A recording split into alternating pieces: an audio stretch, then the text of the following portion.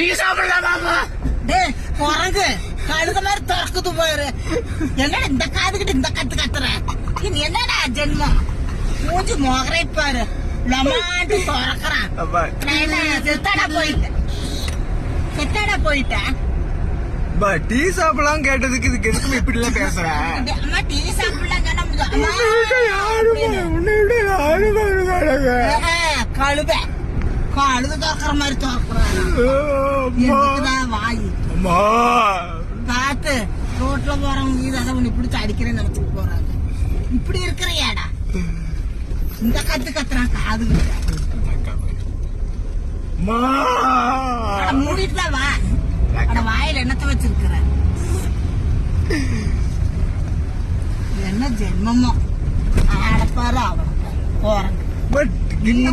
அம்மா நான் பொறுமையாம கேட்டேன், உனக்குதான் ஏதோ ஆயிருச்சு.